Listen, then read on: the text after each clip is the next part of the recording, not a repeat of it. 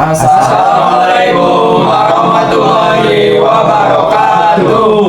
Kami dari kelompok 5 biologi akan mempresentasikan hasil barang B3. Sebelumnya perkenalkan, nama saya Farel Setiawan. Saya Muhammad Jordan. saya Ilman Hamdan Yudhistira. Saya Pak Raib. Saya Ilyas Hasan Muhammad. Definisi pencemaran secara umum. Pencemaran adalah masuknya atau dimasukkannya makhluk hidup, zat, energi, atau komponen lain ke dalam lingkungan oleh kegiatan manusia sehingga kualitas lingkungan turun sampai ke tingkat tertentu yang menyebabkan lingkungan menjadi kurang atau tidak dapat berfungsi lagi sesuai peruntukannya. Intinya, lingkungan dikatakan tercemar ketika ada keberadaan atau peningkatan konsentrasi suatu substansi yang tidak semestinya, dan hal ini menimbulkan dampak negatif pada lingkungan dan kehidupan di dalamnya. Yang kedua, definisi pencemaran bahan berbahaya dan beracun atau B3. Dalam konteks ini merujuk pada bahan berbahaya dan beracun atau B3. Jadi pencemaran B3 adalah masuknya atau dimasukkannya B3 ke dalam lingkungan dalam jumlah dan atau konsentrasi yang melebihi baku mutu lingkungan yang telah ditetapkan. Akibatnya kualitas lingkungan menurun secara signifikan, membahayakan kesehatan manusia dan mengancam kelangsungan hidup makhluk hidup lainnya. B3 sendiri didefinisikan sebagai zat, energi, atau komponen lain yang karena sifat konsentrasi atau jumlahnya, baik secara langsung maupun tidak langsung, dapat mencemarkan atau merusakkan lingkungan hidup atau membahayakan lingkungan hidup, kesehatan, serta kelangsungan hidup manusia maupun makhluk hidup lain. 3. Jenis-jenis pencemaran. Pencemaran dapat dikelompokkan berdasarkan medium atau komponen lingkungan yang terkena dampaknya. Pencemaran air terjadi ketika zat berbahaya mencemari badan air seperti sungai, danau, laut, atau air tanah, menurunkan kualitasnya. Contohnya limbah industri yang mengandung B3, sisa pestisida dari pertanian atau limbah domestik. Pencemaran udara merupakan masuknya zat atau energi ke atmosfer yang menurunkan kualitas udara. Ini bisa berupa emisi gas buang kendaraan, asap pabrik yang mengandung polutan berbahaya, atau partikulat dari pembakaran. Pencemaran tanah terjadi saat zat energi mencemari tanah, mengurangi kesuburannya, atau membuatnya tidak aman untuk kehidupan. Contohnya penumpukan sampah anorganik, kebocoran limbah B3, atau penggunaan pupuk kimia berlebihan. Pencemaran suara atau bising, tingkat kebisingan yang berlebihan dan terus-menerus yang mengganggu kenyamanan dan kesehatan. Pencemaran cahaya, cahaya buatan yang berlebihan terutama di malam hari yang dapat mengganggu ekosistem dan siklus hidup hewan nokturnal. Pencemaran panas atau thermal, kenaikan suhu air atau udara yang tidak alami seringkali disebabkan oleh pembuangan air pendingin dari industri atau pembangkit listrik. 4. Penyebab pencemaran, berbagai aktivitas manusia menjadi pemicu utama pencemaran. Aktivitas industri, banyak industri yang menghasilkan limbah cair, padat, dan gas yang mengandung B3. Jika tidak diolah dengan benar sebelum dibuang, limbah ini dapat mencemari lingkungan secara luas. Sektor pertanian, penggunaan pestisida dan pupuk kimia yang berlebihan dan tidak dapat mencemari tanah dan air, menyebabkan akumulasi residu B3 dalam ekosistem.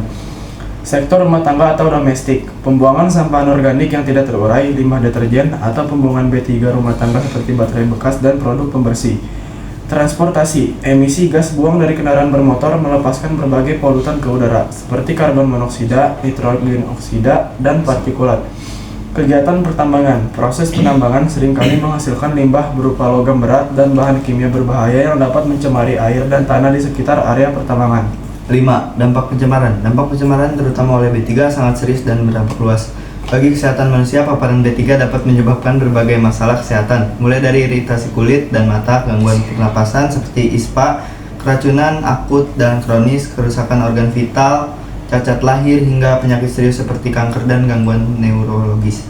Bagi ekosistem, keanekaragaman hayati menyebabkan kematian massal, kepunahan spesies, hilangnya habitat, dan gangguan pada rantai makanan, yang pada akhirnya merusak keseimbangan ekosistem. Air memicu eutrofikasi, pertumbuhan alga berlebihan yang menguras oksigen air, kematian organisme akuatik, dan kontaminasi sumber air minum. Tanah menurunkan kesuburan tanah, mengubah struktur tanah dan menyebabkan kontaminasi pada tanaman yang tumbuh di atasnya, yang kemudian dapat masuk ke rantai makanan manusia. Udara menyebabkan hujan asam serta berkontribusi pada perubahan iklim global. Kerugian ekonomi menimbulkan biaya pengobatan yang tinggi, menurunkan produktivitas di sektor pertanian dan perikanan, merusak infrastruktur dan berdampak negatif pada sektor pariwisata. Teknologi penanganan pencemaran dan materi biologi yang dapat. Dalam biologi penanganan pencemaran ketiga seringkali mengacu pada pendekatan bioremediasi, yaitu penggunaan organisme hidup, mikroorganisme atau tumbuhan untuk menghilangkan, mendegradasi atau mengubah polutan menjadi bentuk yang kurang berbahaya.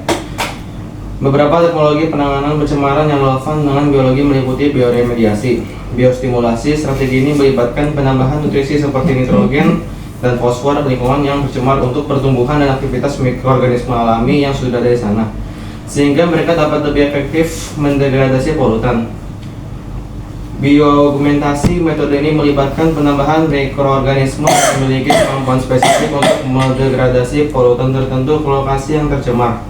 Mikroorganisme ini bisa berupa isolat dari lingkungan lain atau strain yang telah direkayasa. Fitoremediasi, pemanfaatan tumbuhan untuk membersihkan lingkungan yang tercemar. Ada beberapa mekanisme. Fitoekstrasi, tumbuhan menyerap polutan, terutama logam berat dari tanah atau air, dan mengakumulasikannya di bagian atau tanaman. Tanaman kemudian dipanen dan diolah. Fitostabilisasi, tumbuhan mengurangi mobilitas dan ketersediaan polutan di dalam tanah. Mencegah penyebarannya ini sering melibatkan penyerapan polutan oleh akar atau pelepasan zat yang mengikat polutan.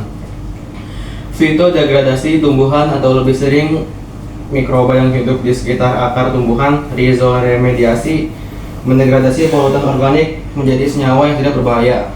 Biofilter, sistem ini menggunakan lapisan material organik, misalnya kompos, gambut, yang kaya mikroorganisme, udara atau gas yang mengandung polutan dilewatkan melalui proses organik, dan mikroorganisme akan mendegradasi polutan gas tersebut. Pengolahan air limbah, biological wastewater treatment. Banyak pabrik pengolahan air limbah menggunakan mikroorganisme untuk menguraikan bahan organik dan beberapa jenis B3 dalam limbah air. Proses ini bisa aerobik dengan oksigen atau anaerobik tanpa oksigen. Pengomposan, metode pengolahan limbah organik padat, di mana mikroorganisme menguraikan bahan organik menjadi kompos yang stabil dan bermanfaat, mengurangi volume limbah dan potensi pencemaran.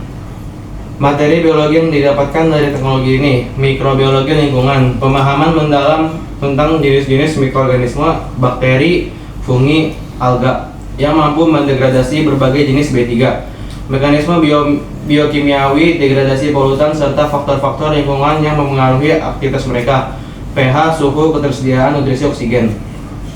Ekologi mikroba, studi tentang bagaimana komunitas mikroba berinteraksi satu sama lain dan dengan polutan di lingkungan yang tercemar, serta bagaimana dinamika populasi mikroba mempengaruhi efisiensi bioremediasi.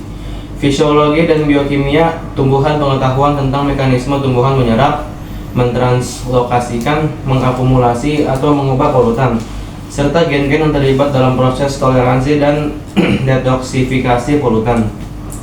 Biorekayasa atau rekayasa genetika, potensi untuk memodifikasi genetik mikroorganisme atau tumbuhan agar memiliki kemampuan yang lebih besar atau spesifik dalam mendegradasi atau mengakumulasi polutan tertentu. Membuka jalan bagi solusi bioremediasi yang lebih efektif. Bioproses dan bioreaktor, perancangan dan optimasi sistem biologi seperti bioreaktor untuk mengolah limbah B3 dalam skala industri, memahami parameter operasional yang optimal untuk aktivitas mikroba atau tumbuhan. Dengan memahami prinsip-prinsip biologi di balik penanganan pencemaran B3, kita dapat mengembangkan solusi yang lebih berkelanjutan dan ramah lingkungan untuk mengatasi tantangan pencemaran yang kompleks ini.